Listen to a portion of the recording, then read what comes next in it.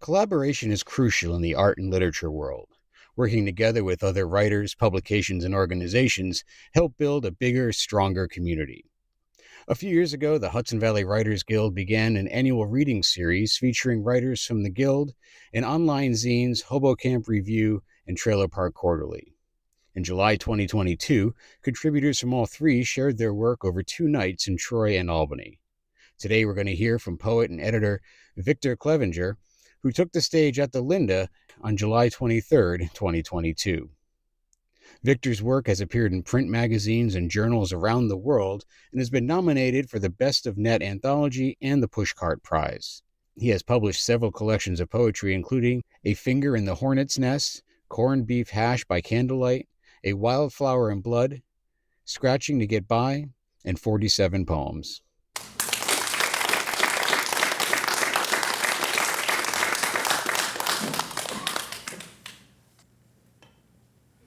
Hey, thanks for coming out, everyone. So, like the last few years, I've got super lazy about picking out what I'm going to read, and literally I had no clue until earlier today at Becky's house. Her little cat was like smacking some ant around the kitchen floor.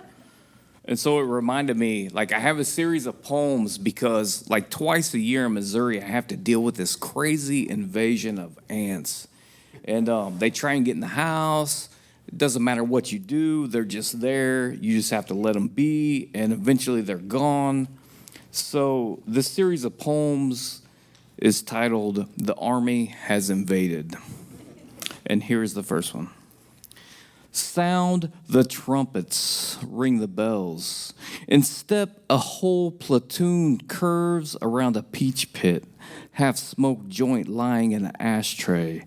Another day, another ant parade. Sweetly stoned and graceful, how long you plan on staying, I ask without receiving a reply, and I learn they don't give about me. Number 2. March along, march strong, marching soldiers march. 9 black ants making their way up a side of a cup. 2-day-old, they won't listen, it's a spoiled milk mission. It's not going to be sweet. March along, march strong, marching soldiers march. I turn the kitchen light out and say good luck, imagining their wives waiting at home, holding tiny heart-shaped lockets in their hands. Number 3.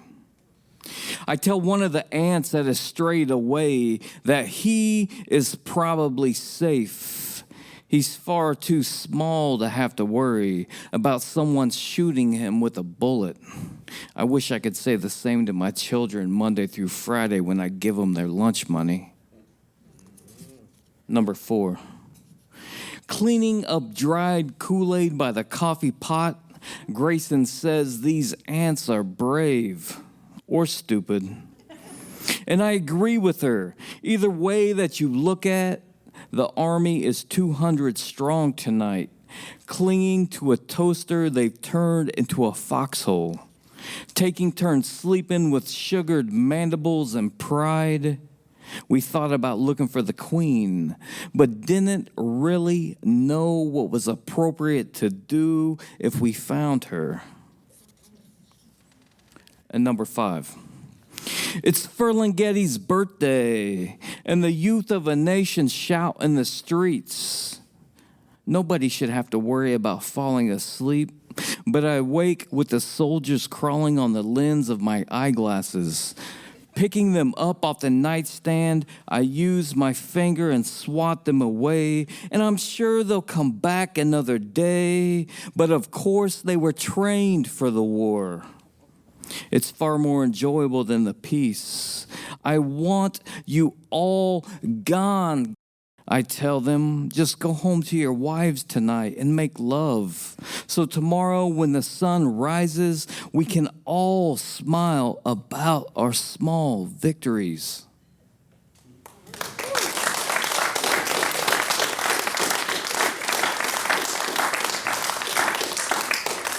I don't know how many of you guys experience that invasion every year, but yeah, just They're there. You just got to let them go. So a couple years ago, I lost a good friend. He had been around for quite a while, 15, 16 years. But this next series of poems just references him, and that was Reggie. So this is Graveyard Shift.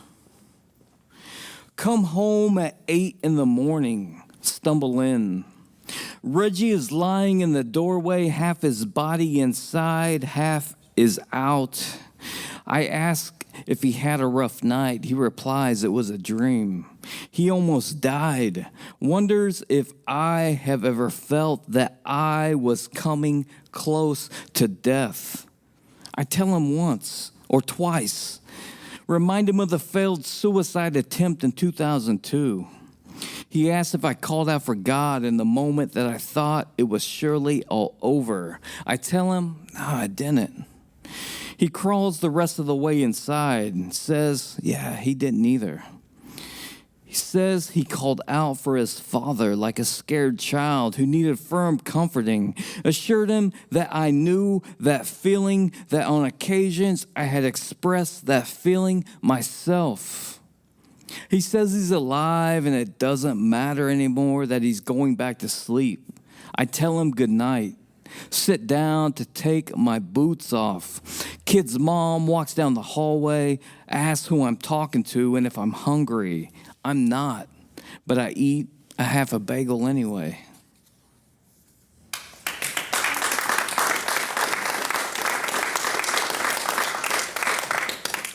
So this next one is a short poem. Reggie's advice during my first marriage, all right?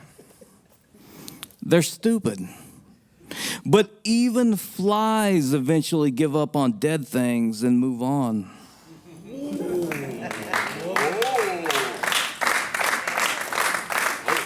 Reunion. Monday evening, Reggie's daughters came to visit.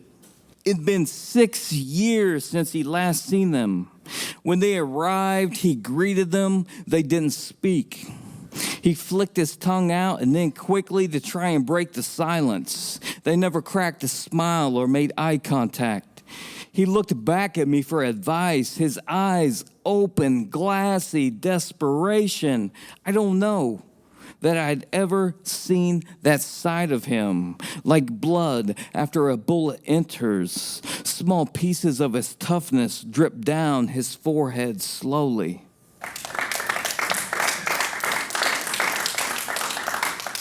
Since the pandemic started, I started writing short stuff, more forms like haiku, like tanka. This was just published on Two Key Customs, myself and Steve Z, and all of these are untitled, but you know, like Tom, like there's no time, so we're just gonna call it untitled, right? Untitled. All right, and I'm just gonna shotgun them through. They're tanka. They're like 5 lines, so catch up if you want to. Stay lost in a thought of one of them, but I'm running through them. Wounded cougar, a lady downtown, slow dancing, an ambulance flash as sirens howl at rooftops. Intersection lights turn green. Night shift waitress counting out a tip jar. That's never enough to just quit and fly away like a finch following a river. In Indiana, meth head mother sitting at a tent revival with pipe burns on her lips shining as bright as her future. Yeah. Shark-toothed lady, this one goes out to Christian. Where you at, milkman? Shark-toothed lady diving into the shallows of teenage boys' blue jeans. And we always remember where we were at during tragedies. Natalie doesn't know why the milkman prefers sharks over swans. Holding Kentucky sand, she blows kisses to what could have been. My emotions dancing a slight variation of a fist fight, blurring lines of a murder. Two crows casting 2 shadows. Night dress, a sheer layer hugging curves, frost on morning's hips, fading away, she watches the slow death of everything. Bittersweet terrain, ants navigating donut holes all across these hardwood floors. History told in dense endings.